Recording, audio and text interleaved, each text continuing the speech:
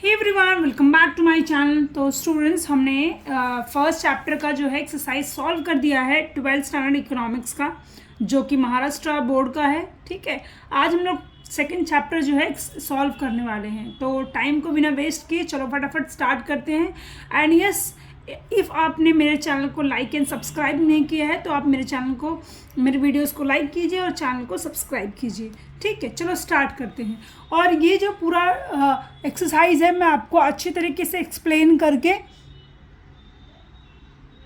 समझाने वाली हूँ। ठीक है, चलो टाइम बिना वेस्ट के स्टार्ट करते हैं।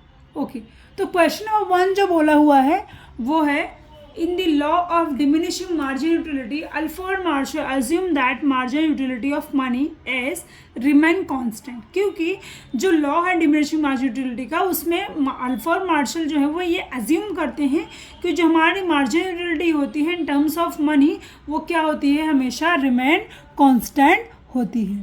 Okay, question number 2 is, as per the law of diminishing marginal utility measurement of utility is assume to be cardinal. यानी कि जो यूटिलिटी है, मार्जिनल यूटिलिटी है, as per the law of diminishing marginal utility, इसे cardinal तरीके से क्या किया जाता है, मेजरमेंट किया जाता है।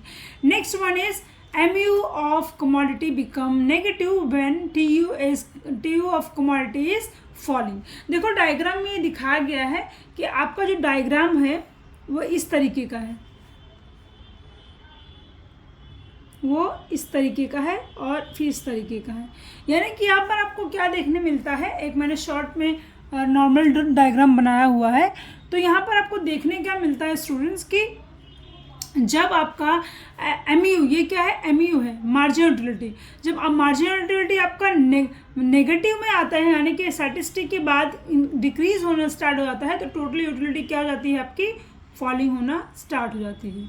ओके, नेक्स्ट आया अब हमारा पॉइंट ऑफ स्टैटिस्टिक क्या है। What is point of statistic students? Point of statistic का मतलब सिंपल सा होता है कि जहाँ पर एक कंज्यूमर की जो एडिशनल कमोडिटी है, उसकी जो वांट है या इंटेंसिटी है, वो क्या हो जाती है, वो डिक्रीज हो जाती है। ठीक है, उसी को ही पॉइंट ऑफ स्टैटिस्टिक कहा जाता है। ओके, तो नेक्स्ट की बात करते हैं हम लोग। अब इसका आंसर क्या है, TU is maximum and MU is 0। यानी जो मार्जिनल यूटिलिटी होती है वो क्या हो जाती है, 0 हो जाती है। उसी को ही पॉइंट ऑफ स्टैटिस्टिक कहा जाता है।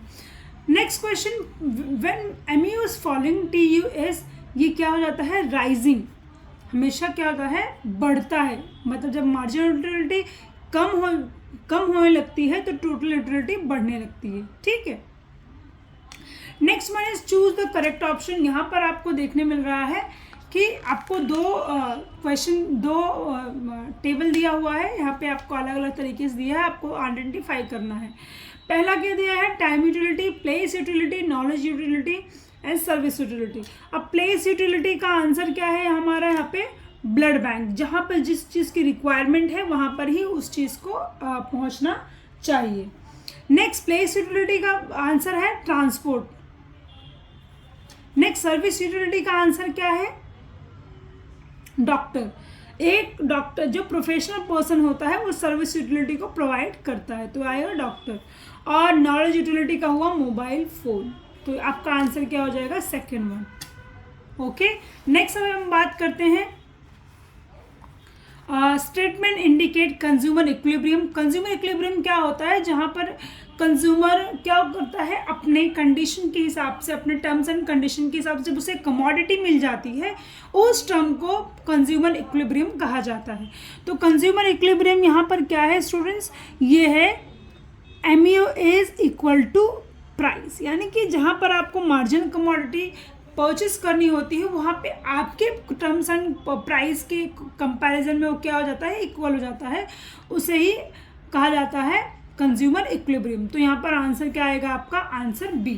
अब यहाँ पे देखते हैं identify and explain the concept को। ठीक है, तो पहला क्वेश्चन बोला है, Salma purchase sweater for her father in winter season. ये क्या हो जाएगा, यहाँ पे विंटर सीजन की बात की गई है, यानी कि विंटर सीजन के टाइम पे स्वेटर की ज़रूरत पड़ी है। तो ये क्या हो जाएगा आपका टाइम यूटिलिटी। ठीक है। दूसरा, Nilesh purchase ornament for his sister, ये क्या हो गया आपका, ये हो गया वैल्यू, या तो इसको वैल्यू इन एक्सचेंज कहा जाएगा,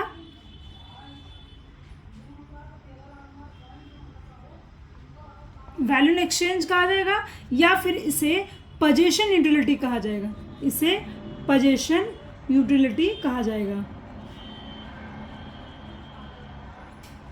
next, Kavita consumed 5 unit of orange one after the other, ये क्या हो जाएगा, टोटल यूटिलिटी और कंटिन्यूटी इसे कहा जाएगा, टोटल यूटिलिटी या फिर कंटिन्यूटी।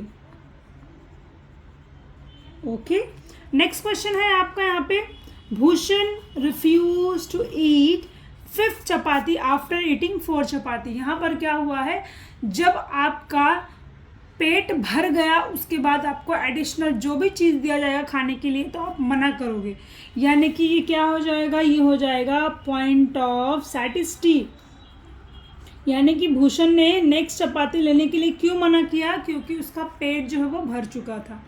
नेक्स्ट आया, Lalita satisfied her want of writing on essay by using pen and notebook, तो ये क्या हो जाएगा आपका, ये हो जाएगा आपका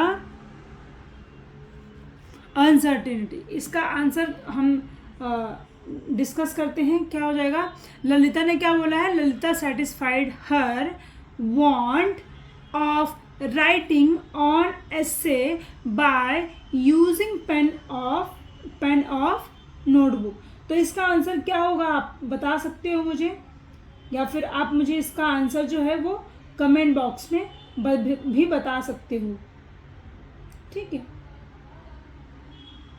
या फिर इसका आंसर मैं आपको बता सकती हूँ। ये क्या हो जाएगी, ये हो जाएगी यूटिलिटी, क्योंकि जो पेन और नोटबुक है उसकी क्या है, यूटिलिटी, यानी कि जो उसे अभी करना है उसके लिए यूटिलिटी है, ठीक है।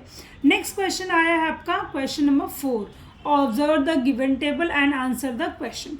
अब यहाँ पे आपको ये टेबल दिया हुआ, ये एग्जाम में काफ़ी बार पूछा गया है स्टूडेंट्स, ठीक है। तो सबसे पहले तो आपको टोटल यूटिलिटी और मार्जिन यूटिलिटी का कर्व डिवाइड करना होता है, इसका मैं डायग्राम दिखाती हूँ आपको। And when total utility is maximum, margin utility is क्या हो जाती है, ये 0 हो जाती है, 0। और when total utility falls, margin utility becomes क्या हो जाएगी, नेगेटिव, ठीक है। यहाँ पे दिया state and explain the law of diminishing margin utility with exception. अब मैं आपको डायग्राम भी दिखाती हूँ इसका कहाँ पर है, और इसके लॉ को भी दिखाती हूँ और विद एक्सेप्शंस को भी दिखाती हूँ। सबसे पहले तो ये law of diminishing margin utility है, जहाँ पर आपको सिर्फ क्या एक्सप्लेन करना है, एक्सेप्शन करना है, अजम्पशन नहीं करना है। ये आपका अजम्पशन हुआ, ये आपको एक्सप्लेन नहीं करना है, आपको क्या एक्सप्लेन करना है, एक्सेप्शंस को एक्सप्लेन करना है। This one you have to be explain in this question. अब आपको वहाँ पर क्वेश्चन नंबर 4 में क्या डायग्राम बनाना है, दिस इज द डायग्राम, इस तरीके का आपको डायग्राम उसमें बनाकर दिखाना है, और उसके बाद उसके आंसर्स को लिखने हैं, जो मैंने ऑलरेडी आपको यहाँ पर बता दिया है कि टोटल यूटिलिटी क्या होती है, sorry, when total utility is maximum, margin utility 0 हो जाती है, और when total utility falls, margin utility becomes negative. So thank you so much everyone, and yes, do not forget to like and subscribe my channel.